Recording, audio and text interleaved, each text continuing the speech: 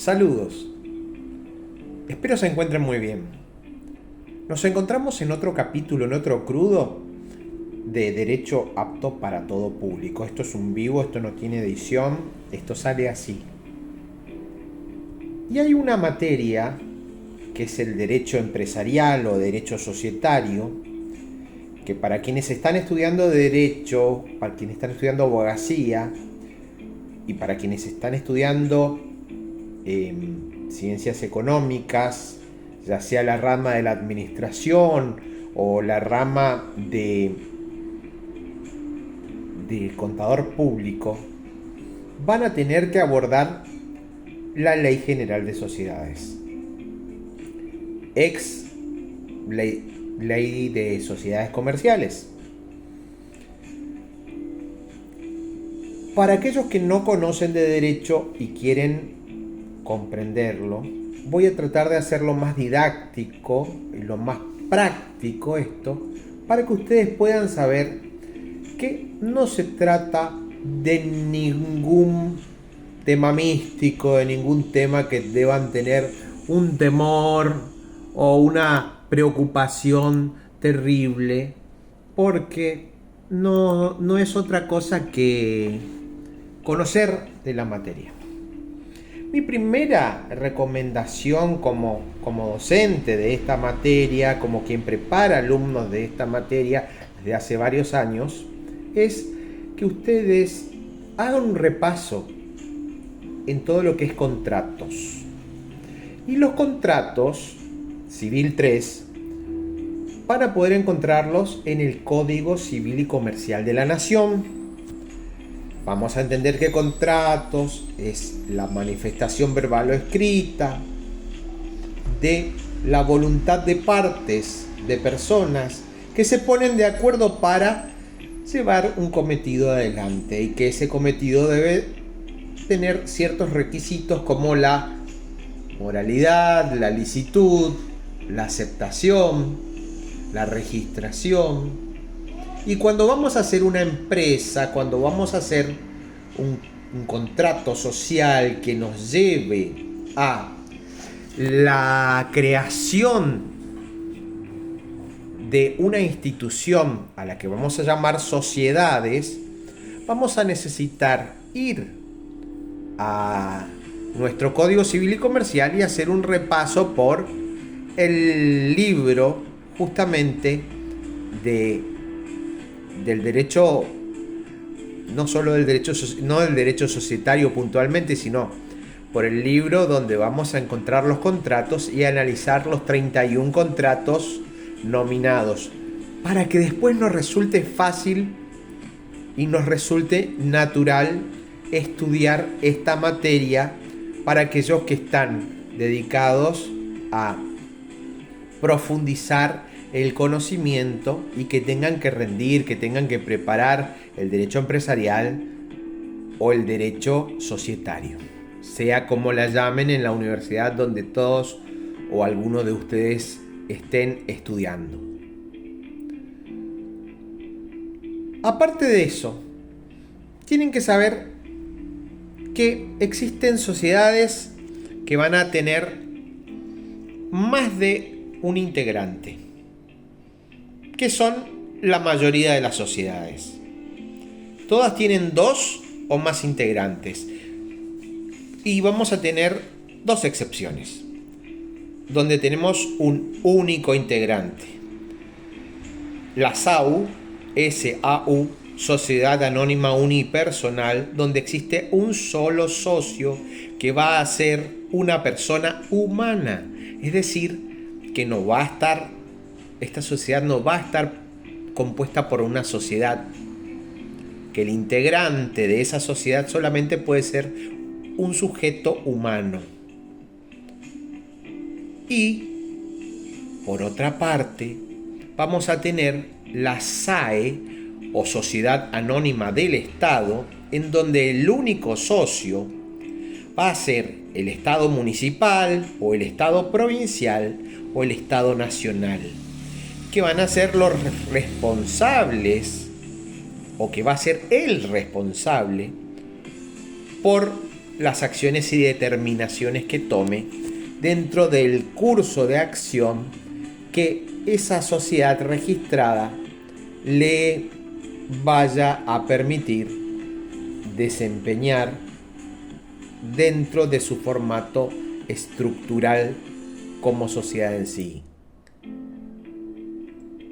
Por otra parte, tenemos que saber que vamos a tener sociedades más o menos complejas, pero que la principal diferencia vamos a tener entre la sociedad de responsabilidad limitada, SRL, y la sociedad anónima. Las sociedades anónimas tienen una característica: sus capitales se ven reflejados en acciones, es decir, los socios no están en un pie de igualdad. Y esto ocurre porque el socio que tiene más acciones tiene más poder. Y los socios que tienen más poder conforman un círculo de poder, que son aquellos que van a ejercer la administración de la sociedad. Mientras que los socios minoritarios solamente van a ser convocados para sesiones extraordinarias en donde se necesite un plenario. Es decir, que las sesiones ordinarias o cotidianas van a estar desempeñadas por los socios mayoritarios. Ahora, cuando se necesiten tomar decisiones importantes, donde se necesita el voto de todos, se forman asambleas o se forman reuniones o se llama a reuniones extraordinarias en donde vamos a necesitar la presencia de todos los socios, mayoritarios y minoritarios conjuntamente.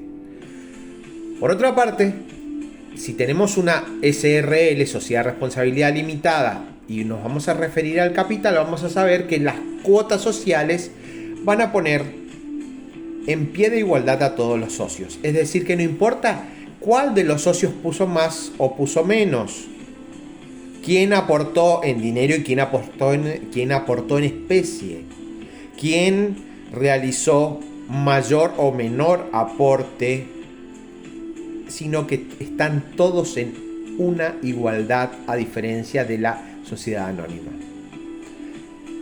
El otro elemento es la forma del instrumento constitutivo. El instrumento constitutivo es el instrumento que en la sociedad anónima va a ser siempre por instrumento público, mientras que en la sociedad de responsabilidad limitada va a poder ser por instrumento público o instrumento privado. Si ustedes me recomiendan cómo debo hacerlo, por supuesto por instrumento público, pero indistintamente van a poder hacerlo de cualquiera de las dos formas, con la firma certificada en el caso del instrumento privado, tal y cual consta en el artículo 5 de la Ley General de Sociedades. Ahora vamos a ver la cantidad de los socios. La sociedad anónima no tiene límite de socios. Y dentro de esos socios pueden haber otras sociedades.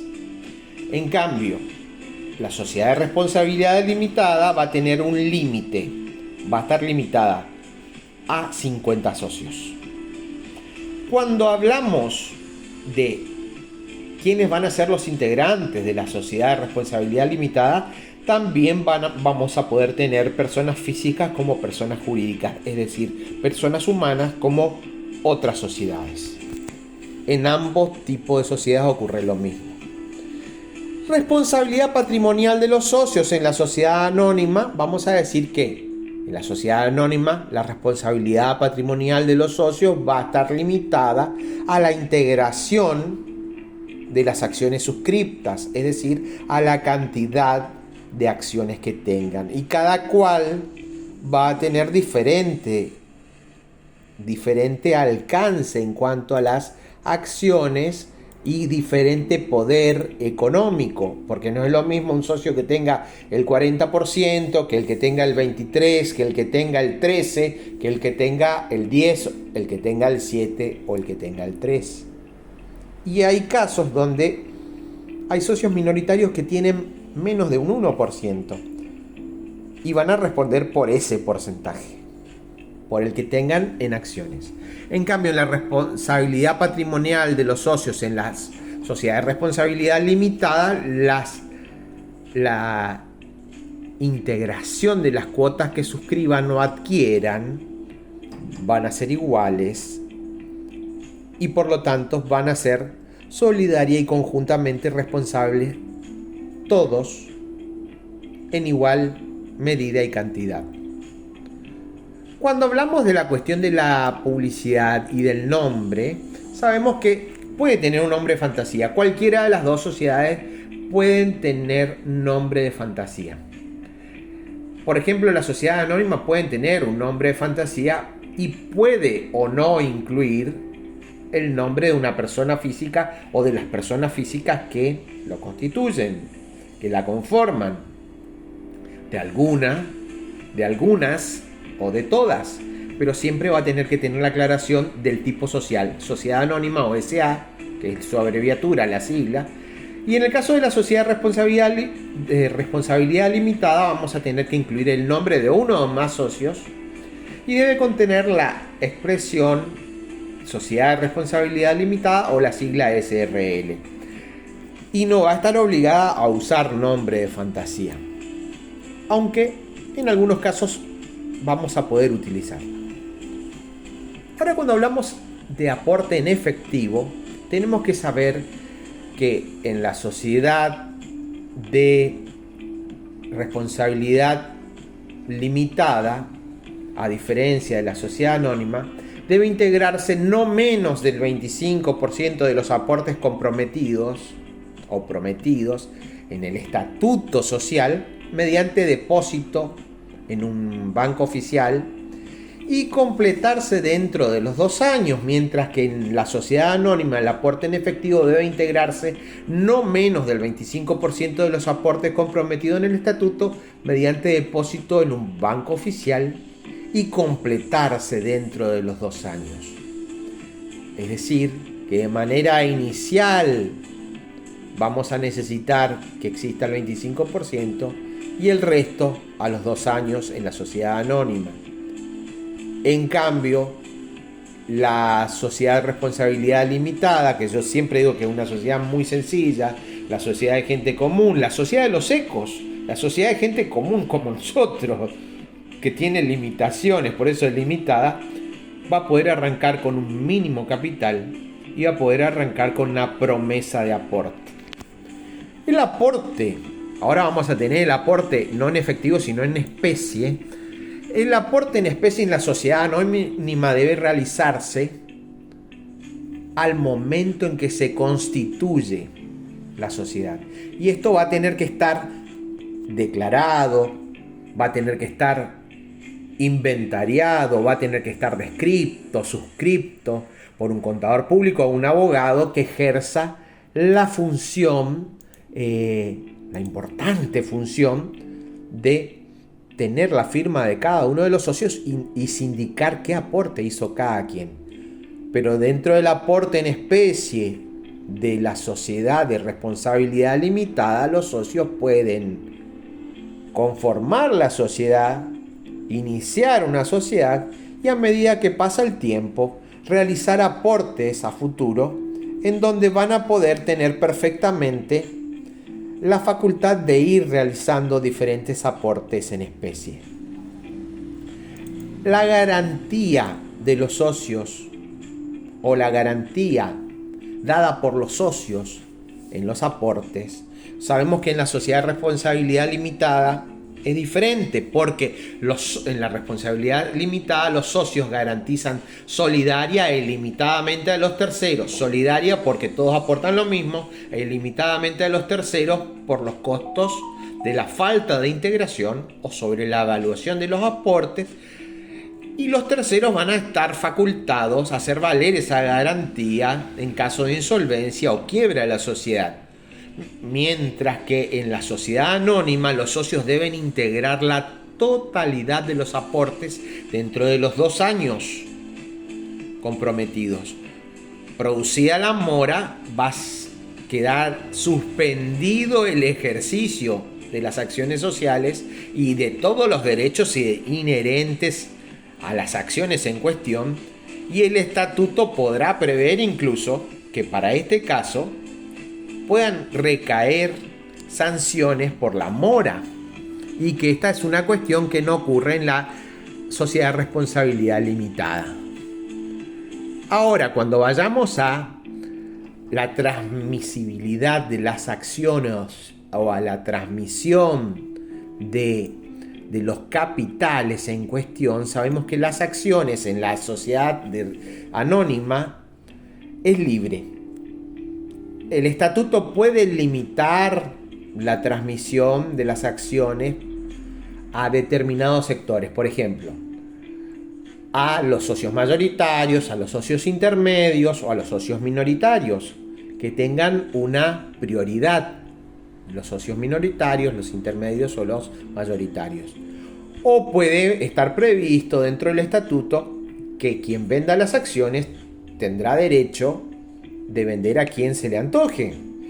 Pero esto no importa la prohibición. Esto no implica la prohibición de vender las acciones en ningún momento.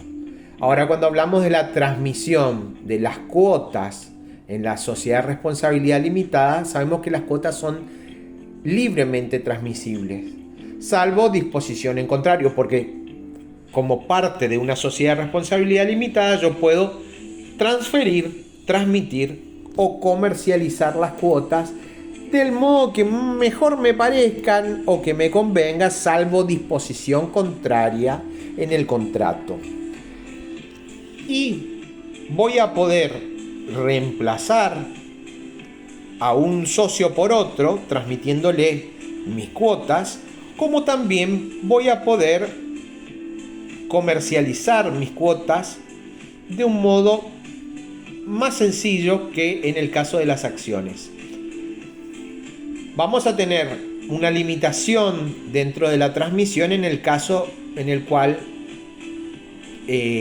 haya una pauta que la prohíba, o que se trate de una sociedad donde haya dos socios y todo recaiga en uno solo, porque estaríamos cambiando el modelo social y de una SRL de dos socios estaríamos convirtiéndola en una sociedad anónima unipersonal, y ahí va a estar cambiando toda la cuestión y vamos a tener que replantearnos mucho el aspecto de la transmisibilidad de las cuotas en este caso. Cuando hablamos del aumento de capital en la sociedad anónima, el estatuto puede prever el aumento del capital hasta un quíntuplo.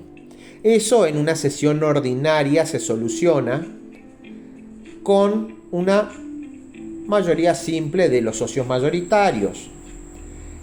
En el caso de que estemos hablando de una cifra superior a 5 veces o a más del quíntuplo de lo que figura como capital inicial, se va a llamar a un plenario en la asamblea de accionistas, es decir, se va a llamar a una asamblea extraordinaria donde van a participar todos los socios para poder aprobar esto, y vamos a entender que se tratan de montos superiores al quíntuple. Vamos a necesitar de la participación y de la anuencia de todos los socios. Ahora, cuando el aumento de las cuotas en una SRL serán decididos simplemente mediante actas o mediante la celebración de acuerdos donde los socios en pie de igualdad se ponen de acuerdo y van a dejar registrado. Luego se va a inscribir en el organismo de Contralor, que va a ser necesariamente la Inspección General de Justicia, la IGJ. Cualquier tipo social que ustedes quieran conformar, primero tiene que pasar por el Registro Público de Comercio. Debe cumplir con la publicidad del TIP con el fin social, que debe ser lícito, debe ser público, debe estar permitido, y debe ser público también quienes conforman ese tipo social, porque no pueden ser parte de una sociedad penados, es decir, condenados, concursados, quebrados, o personas que tengan algún conflicto o que pertenezcan o que estén afectados e impedidos de ser parte de un organismo social. Esa es una de las limitaciones más importantes. Por eso la cuestión de la publicidad para la registración es indispensable. No solo de la sociedad en sí, del fin social, de la razón social, sino de quienes van a integrarla y que esas personas estén habilitadas. Por otra parte, vamos a tener un elemento indispensable que va a ser que el tipo social va a tener determinados caracteres. Y esos determinados caracteres van a tener de manera indispensable que estar reflejados en el estatuto. Los fines sociales pueden ampliarse, cambiarse, variar, pero todo cambio, toda variación, toda alteración, toda ampliación también van a tener necesariamente que ser registrados. Por eso, una vez que pasa por el registro público de comercio, vamos a ir al registro de sociedades comerciales o al registro que corresponda, y ahí vamos a tener que pasar por la IGJ, la Inspección General de Justicia, o por la Inspección de Personas Jurídicas en algunas provincias, y vamos a tener que dejar plasmada la modificación o la ampliación o la variación que querramos hacer en la sociedad. ¿Por qué? Porque las sociedades pueden cambiar, porque los contratos pueden sufrir alteraciones o modificaciones, inclusive una sociedad puede cambiar de destino. Es importante, es indispensable que todo esto quede claro para ustedes. En este primer encuentro donde vamos a ver el tema sociedades, les planteo esto para que vayan rompiendo el hielo y vayan sacándose los temores. Es una materia apasionante, el derecho empresarial, el derecho societario de la empresa, y vamos a seguir profundizándolo. Les dejo un saludo, les invito a que me puedan dejar preguntas, me comprometo a dar una segunda parte donde vamos a hablar de sociedades en comanditas simples, en sociedades en comandita por acciones, y en un tipo de sociedad nueva que se llama SAS, que es la Sociedad Anónima Simplificada, que es una de las sociedades más simples y no deja de ser un tipo de sociedad anónima, que en muchos casos vino a reemplazar lo que ahora, o la simpleza que hasta hace poco tiempo tenía la SRL. Les voy a contar o les voy a decir que van a tener todas las maneras de contactarme en mi correo electrónico, a través del teléfono, celular, WhatsApp, pero también van a poder hacerlo aquí, dentro de las preguntas. Estoy a disposición y me gustaría que algo que parece tan complicado no lo sea.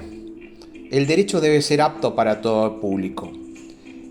No se asusten, no tengan miedo, es una materia apasionante, es un tópico interesantísimo para los que estudian administración, para los que estudian contabilidad y para los que estudian derecho. No tengan miedo, no se desanimen. Puede ser un poquito engorroso al principio, pero con vocabulario y repasando contratos, y los contratos, los 31 contratos nominados por sobre todo, se les va a simplificar muchísimo. Por otra parte, les quiero recordar que nunca va a haber alumno malo cuando el maestro es bueno. Nos vemos pronto. Hasta la próxima.